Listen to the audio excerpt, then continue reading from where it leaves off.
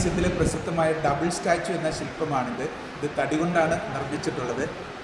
ഫ്രണ്ടിൽ നമുക്ക് ഒരു പുരുഷൻ്റെ ശില്പം കാണുമ്പോൾ ബാക്കിൽ മിററിൽ കാണുന്നത് ഒരു സ്ത്രീയുടെ ശില്പമാണ്. നമ്മയെല്ലാം ഏറെ അത്ഭുതപ്പെടുത്തുന്ന ശില്പചാതുര്യം ഉറ്റി നിൽക്കുന്ന അതിമനോഹരമായ ലോകപ്രസിദ്ധമായ ഒരു ശില്പത്തിന് മുന്നിലാണ് നാം ഇപ്പോൾ നിൽക്കുന്നത്. ലോകപ്രസിദ്ധമായ റിബേക്ക എന്ന ശില്പമാണ് നമുക്ക് പിന്നിൽ കാണുന്നത്. വളരെ അത്ഭുതകരമായ ഒരു ശില്പമാണ്. ലോകത്താകെ ചർച്ച ചെയ്യപ്പെട്ട ഏറ്റവും നല്ല ശില്പങ്ങളിൽ ഒന്നാണ് ഇത്. ഇതിൻ്റെ പ്രത്യേകത എന്ന് പറയുന്നത് വളരെ ട്രാൻസ്പെറൻസി ഉള്ള ഒരു മൂടുപടം ധരിച്ച ഒരു വനിത എന്നതാണ്. നിർമ്മിച്ചിരിക്കുന്നത് മാർബിൾ കൊണ്ടാണ്. എങ്കിൽ പോലും ആ വസ്ത്രത്തിൻ്റെ ട്രാൻസ്പെറൻസി ഇവിടെ നമുക്ക് കൃത്യമായി ദൃശ്യമാകുന്നു എന്നുള്ളതാണ് ഈ ശില്പത്തിൻ്റെ ഒരു പ്രത്യേകത.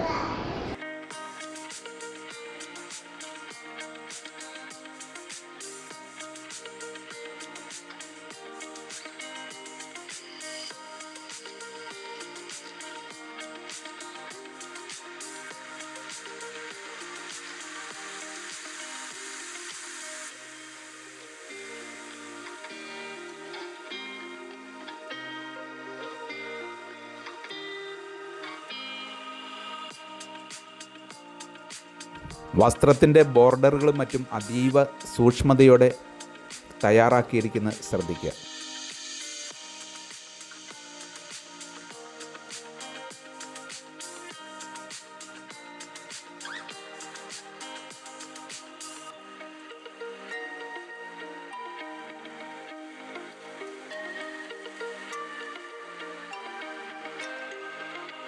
ഇന്ത്യയിലെ പ്രധാനപ്പെട്ട 3 ദേശീയ മ്യൂസിയങ്ങളിൽ ഒന്നാണിത്.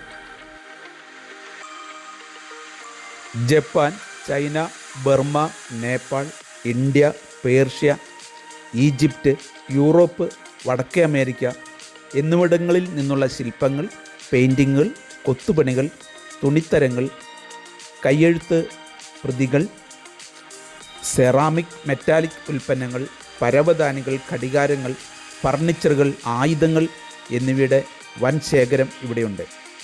ലോകത്തിലെ ഏറ്റവും വലിയ മ്യൂസിയങ്ങളിൽ ഒന്നാണിത്. പരസ്പരം ബന്ധിപ്പിച്ച 3 കെട്ടിടങ്ങൾ ആണ് ഉള്ളത്. 2 നിലകളിലായി 38 ആർട്ട് ഗാലറികൾ ക്രമീകരിച്ചിരിക്കുന്നു. സന്ദർശകരെ ഏറെ ആകർഷിക്കുന്ന ഏറ്റവും കൗതുകരമായ ഒരു ക്ലോക്കാണ് നാം ഇപ്പോൾ കാണുന്നത്. നിരവധി ആളുകളാണ് ഇതിൻ്റെ പ്രവർത്തനം വീക്ഷിക്കുവാൻ ഇവിടെ ഇരിക്കുന്നത്. ബ്രിട്ടീഷ് രാജ്ഞി നിർമ്മിച്ച ഒരു ബ്രാക്കറ്റ് ക്ലോക്കാണിത്. ഇതിലെ ഒരു മെക്കാനിക്കൽ ഉപകരണമാണ് ആകർഷകമാകുന്നത്. ഒരു ചെറിയ കളിപ്പാട്ട് രൂപം ഒരു മുറിയിൽ നിന്ന് പുറത്തു വന്ന് ഓരോ മണിക്കൂറിലും ഒരു മണിമുഴക്കും, പിന്നീട് അത് അകത്തേക്ക് തിരികെ പോകും. France, England, Switzerland, Germany, Holland, America തുടങ്ങിയ യൂറോപ്പിലെ വിവിധ രാജ്യങ്ങളിൽ നിന്ന് ശേഖരിച്ച ധാരാളം ക്ലോക്കുകൾ ഈ മ്യൂസിയത്തിൽ ഉണ്ട്. ഫ്രാൻസിലെ ലൂയി 14 കാലത്തെ 2 അതിശയകരമായ ക്ലോക്കുകൾ ഇവിടെയുണ്ട്. ഫ്രാൻസിലെ നെപ്പോളിയൻ 1 കാലഘട്ടത്തിലെ ക്ലോക്കും ഇവിടെ ഉണ്ട്. ഫ്രാൻസിലെ ലൂയി 16 ടിപ്പു സുൽത്താൻ സമ്മാനിച്ച ആനക്കൊമ്പ് കസേര ഈ ശേഖരത്തിലുണ്ട്. ആനക്കൊമ്പ് കൊണ്ട് നിർമ്മിച്ച കൗതുക വസ്തുക്കളുടെ വൻ ശേഖരമാണ് ഇവിടെ ഉള്ളത്. രാജ്ഞി നൂർജഹാൻ കൈവശം വെച്ചിരുന്ന കടാരകൾ, ചക്രവർത്തിമാരായിരുന്ന ഷാജഹാൻ, ഔറംഗസീബ് എന്നിവരുടെ വാൾ എന്നിവയെല്ലാം നമുക്ക് ഈ മ്യൂസിയത്തിൽ കാണുവാൻ കഴിയും.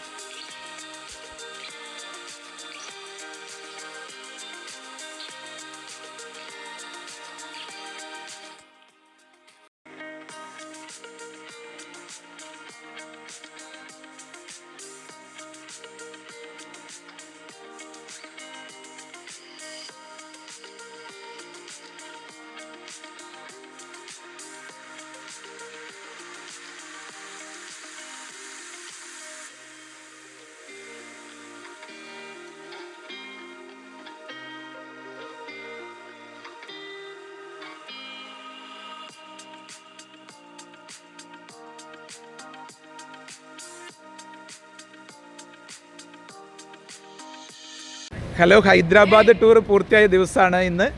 എങ്ങനെയുണ്ടായിരുന്നു ടൂറ്? ടൂർ അടിപൊളിയാണ്. കാരണം വെറും ചുരുങ്ങിയ സമയം, അതായത് 3 ദിവസം കൊണ്ട് ഹൈദരാബാദ് എന്ന് പറയുന്ന ഒരു വലിയ സ്ഥലം, അവിടുത്തെ പ്രധാനപ്പെട്ട സ്ഥലങ്ങൾ കാണുക എന്ന് പറയുന്നത് വളരെ ബുദ്ധിമുട്ടുള്ളൊരു കാര്യമാണ്. പക്ഷേ നമ്മുടെ ഈ ടൂർ GTL എന്ന് പറഞ്ഞ ഈ ടൂർ പാക്കേജിൽ ഞങ്ങൾക്ക് എല്ലാം കാണാൻ പറ്റി. നമ്മളുടെ അവർ നമ്മളെ അല്ലേ അതിഥി ദേവോഭവ പോലെ ഇവിടെ ഉള്ള ഓരോ കാര്യങ്ങളും വളരെ ഭംഗിയായിട്ട് കാണിച്ചു തന്നു. ഹോട്ടലിലാകട്ടെ എല്ലായിടത്തും, ഫ്ലൈറ്റിലാണെങ്കിലും ഹോട്ടലിലാണെങ്കിലും ഒക്കെ നല്ല ട്രീറ്റ് ആയിരുന്നു. അതായത് ഹോട്ടലിലാണെങ്കിൽ നല്ല റൂംസ്, അതുപോലെ ഓരോ സ്ഥലങ്ങളിലും അവരുടെ ഗൈഡ് നമ്മളെ കൊണ്ടുപോവുകയും അതിനെക്കുറിച്ച് ഓരോ കാര്യങ്ങളെക്കുറിച്ച് വളരെ വിശദമായി പറഞ്ഞു തരികയും ഒക്കെ ചെയ്ത് വളരെ എൻജോയബിളും അറിവ് പകരുന്നതും ഒക്കെ ആയ ഒരു ടൂറായിരുന്നു. ശരിക്കും എല്ലാ സ്ഥലങ്ങളും നമ്മൾ ഒറ്റയ്ക്കൊക്കെ വന്നു കഴിഞ്ഞ് കഴിഞ്ഞാൽ ഇങ്ങനെ എല്ലാ സ്ഥലങ്ങളിലും ഇങ്ങനെ പോവുകയോ അങ്ങനെ കൂടുതൽ അറിയാൻ പറ്റുകയോ ചെയ്യുന്നുണ്ടാവില്ല. പക്ഷേ ഇങ്ങനെ ഒരു ടൂർ പാക്കേജിൽ വന്നതുകൊണ്ട് എല്ലാ കാര്യങ്ങളെക്കുറിച്ച് അവർ പറഞ്ഞു തരികയും അതിനനുസരിച്ച് എല്ലാ കാര്യങ്ങളും നല്ല അടിപൊളിയായിട്ട് കഴിക്കുന്നതിനും കഴിഞ്ഞു. ഫുഡൊക്കെ ആണെങ്കിലും നല്ല സൂപ്പറായിരുന്നു. വേറെ ഒന്നുമില്ല പറയാനായിട്ട്. മാഡം, നിങ്ങളുടെ ഗ്രൂപ്പിൽ എത്ര ആളുകളുണ്ടായിരുന്നു? ഞങ്ങൾ 2 സബ് ജില്ലയിലെ പ്രഥമാധ്യാപകരാണ്. അപ്പോൾ 72 പേരോളം ഞങ്ങളുടെ ഗ്രൂപ്പിലുണ്ടായിരുന്നു. എല്ലാവരും എൻജോയ് ചെയ്ത ഒരു ടൂറായിരുന്നു. Thank you.